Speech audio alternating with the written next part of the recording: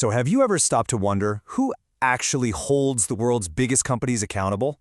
I mean, really accountable?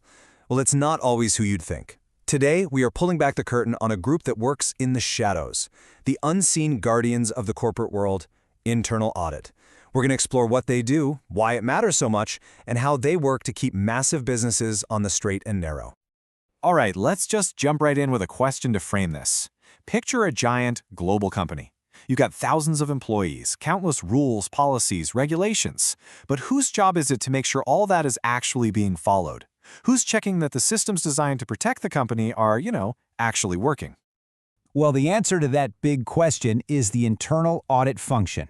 You can think of them as the company's internal watchdog, and their whole job is to provide that crucial, independent layer of oversight.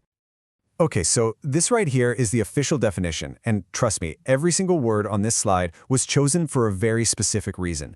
Let's actually break down the 4 most important terms, because once you get these, you get the whole story. First up, we've got independent.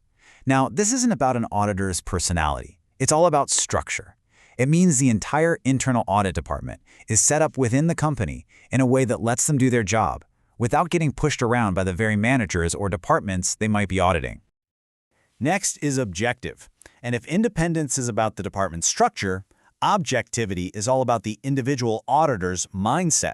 It's about being fair, being impartial, and making sure no personal biases or conflicts of interest can cloud their judgment.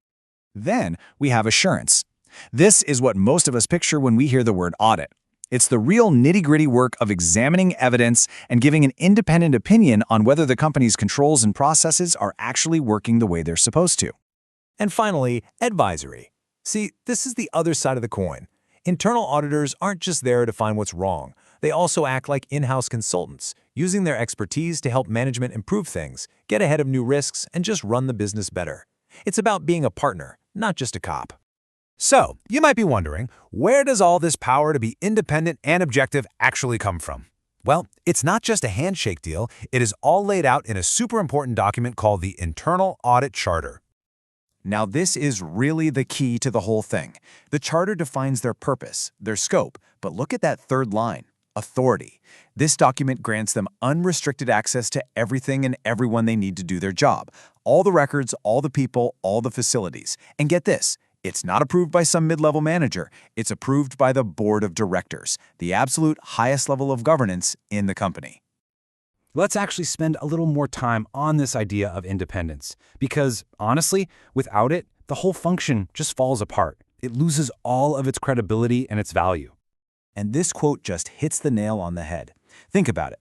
If you were in a courtroom and found out the judge was best friends with the person on trial, would you trust the verdict? No way. It's the exact same principle here. The value of what an auditor says is 100% tied to how independent everyone believes they are. So how do companies actually pull this off? Well, they use this really clever structure called dual reporting lines. For all the big picture important stuff like the audit plan or major problems they find, internal audit reports functionally straight to the board of directors. That's what keeps them independent. But for the day-to-day stuff like getting their budget approved or HR matters, they report administratively to the CEO. It's a brilliant system designed to give them both freedom and the support they need to operate. Of course, having a great structure on paper is one thing. But the real world is messy. An auditor's independence can be threatened in all sorts of ways. So let's look at some of the most common ones.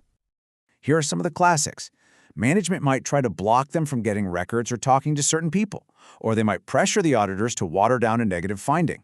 Sometimes they'll just slash the audit budget, which stops them from doing their job properly. And of course, an auditor could have a personal conflict, like having to audit a department run by their own spouse. Each one of these is a serious threat that can completely undermine their work. So, to fight back against these threats, there are critical safeguards built into the standards. For instance, what if an auditor has to step in and temporarily manage a department? Well, to protect their objectivity, there's a mandatory cooling-off period. That person is not allowed to audit the function they just managed for at least a full year, making sure they can come back later and look at it with fresh, unbiased eyes. Okay, so with all that in mind, where does internal audit really fit into the big picture of how a company protects itself? Well, the most popular way to visualize this is a framework called the Three Lines Model. Let's just walk through this really quick. The first line is your operational staff, the people actually doing the day-to-day work. They own and manage their own risks. The second line provides oversight. These are departments like compliance or risk management that set the rules and support the first line. And then, standing apart from the first two, you have the third line, internal audit. Their job is to independently check that the whole system, both the first and second lines, is actually working the way it should be. And what's so important to remember here is that even though you have these three different lines with very different jobs, they're all supposed to be working toward a single, unified goal. And that goal is pretty simple: help the company win.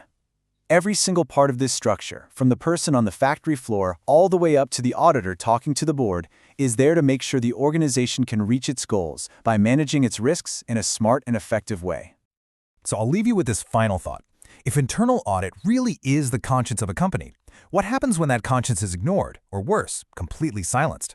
The fallout can be devastating, not just for the company, but for its employees, its customers, and sometimes for all of us. Definitely something to think about.